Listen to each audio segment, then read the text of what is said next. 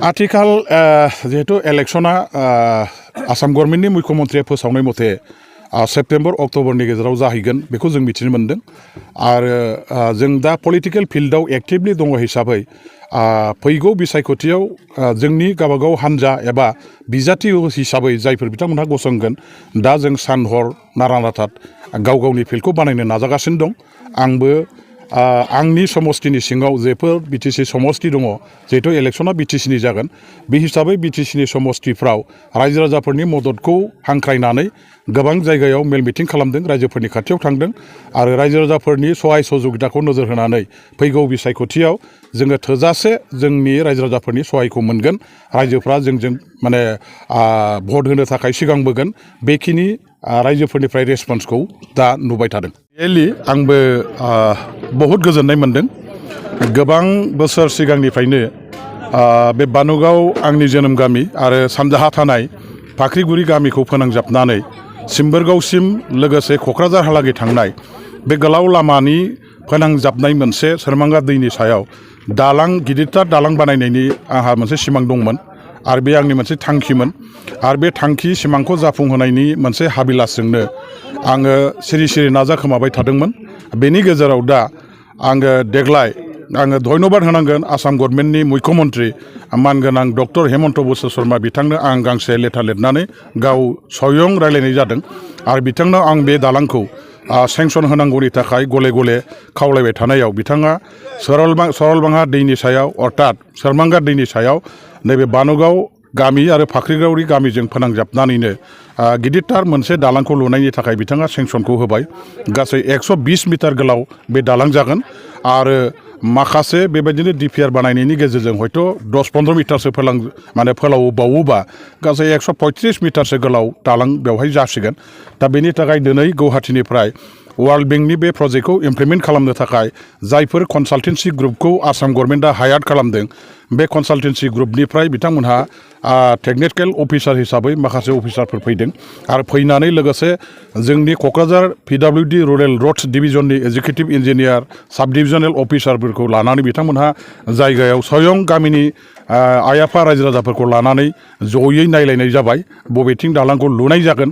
आरो माबायदि लुनाय जागोन आरो बेनि थाखाय जोंनि गामिनि आइ आफा रायजो राजा फारसेनिफ्राय बिथांमोनहा थाबैनो माखासे गामियाव समाजारि मिटिं जिरायनानै बे दालांखौ लुनायाव मदद होनायनि थाखाय बिथांमोनहा थांखि नाजावनानै बेयाव दालां लुयोबा जेसेबांखिनि हा हु हगारनाय जागोन बेनि थाखाय खुनु रायजोनिफ्राय आपत्ति थानाय नङा बेबायदि मोनसे थांखिखौ नाजावनानै गभर्नमेन्टनो बिथांमोनहा PWD डिपार्टमेन्टनो साबमिट खालामनांगौ बेखौ जोंनि टेकनिकेल अफिसारफ्राबो बुंलांबाय जेखि जाया दिनै थारैनो आं सानो बे लामा आरो दालाङा जायोबा जोंहा नैबे जायफोर रामफलबिल सेरफांगुरि एरिया आरो बेजों साखाथि फाखाथि थानाय गामिफोरनिफ्राय जायफ्रा दिनै क'क्राझाराव थांलाय फैलाय खालामो बिथांमोनहा सर्टकाट मोनसे लामा मोनगोन आरो medical college engineering college CIT Bodoland university बेफोर माने अनुस्थान प्रतिष्ठानफ्राव शिक्षा एबा सोलोंथाइनि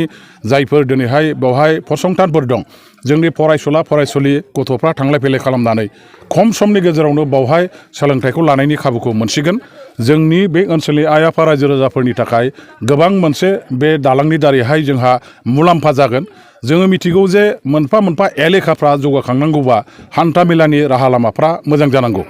जेब्ला कमिउनिकेशना डेभेलप जागोन अब्ला ओनसोलफ्रा अट'मेटिक डेभेलप जायो बे हिसाबै बे ओनसोलनि डेभेलपमेन्टखौबो नायनानै बे दालाङा जोंनि आइ आफा रायजो राजाफोरनि थाखाय बयनिबो खोब दरखारि मोनसे दालां आरो बे दिनै मोगथां महराव जानो लागै हमबाय जिहेथु बियो अलरेडि सेंसन जाबाय 6-7 मासनि गेजेराव बेवहाय दालांखौ लुनायनि हाबाफारिया जासिगोन जायफोर कनसाल्टेन्सि ग्रुपफ्रा दिनैहाय फैनानै बे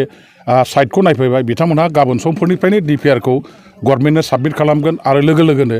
DPRखौ मोननाय लोगो लोगो डिपार्टमेन्टआ टेन्डारनि प्रसेस खालामगोन दा बेनि उनाव लुफुंनाया जेब्ला जागोन आं सानो जोंनि बे ओनसोलनि आइ आफा रायजो राजाफ्रा बयबो बेखौ लानानै गोजोननाय मोनगोन बयबो बेवहाय मदद होगोन साफ्रोमबो आइ आफा रायजो राजाफ्रा बेवहाय गोसो गुदुङै आवगायबोनानै सहाय सहजुगिता खालामगोन जायफोर बिथांमोनहा लुनायनि थाखाय दायथ' दङ बे डिपार्टमेन्ट आरो कन्ट्राक्टर बिथांमोनखौबो सहाय खालामगोन आं बेखिनिखौ आसा खालामबाय जोबथारनायाव बे दालाङा जेब्ला जागोन मोनसे आरोबाव जों बुंनो हायो जे दालांनि साहा आरो खोलाहा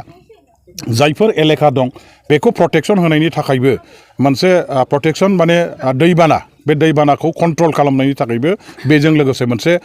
इफेक्टिभ मेजार्ड बे प्रजेक्टनि गेजेरजों लानाय जागोन बे हिसाबै दालांजों लामा कमिउनिकेसना फरवार्ड जानायजों लोगोसेयैनो जोंनि फ्लाड एफेक्टेड एरियाफोरखौ कन्ट्रल खालामनायनिबो मोनसे बेजों राहा लामा जिहेतु दंफायो हिसाबै बे माल्टिपार्पास मोनसे प्रजेक्ट जागोन बेनि थाखाय बयबो रायजो राजाफ्रा निस्सय ओनसोला उपकार जागोन आं बेखौ सानो